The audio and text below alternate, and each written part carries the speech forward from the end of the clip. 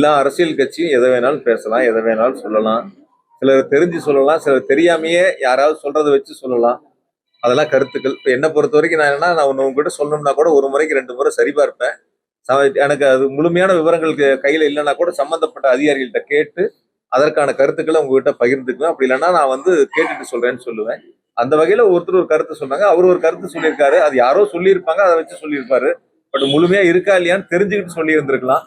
ஒரு கருத்துக்கள் பேசுகின்ற பொழுது ஒரு கட்சியை சார்ந்தவர் பேசுகின்ற பொழுது முழுமையா தெரிஞ்சுக்கிட்டு பேசுறது வரக்கூடிய நாட்கள்ல நல்லதா இருக்கும்.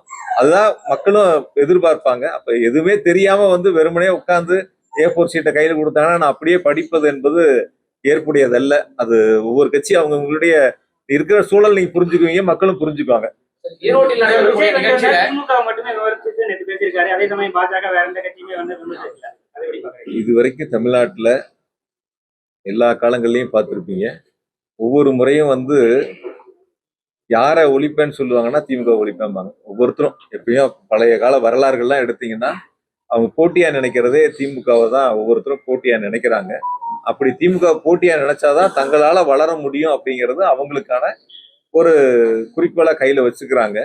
அந்த அடிப்படையில கூட சில பேர் அது மாதிரி முன்னெடுப்பதற்கான நிலைகள் இருக்கலாம்.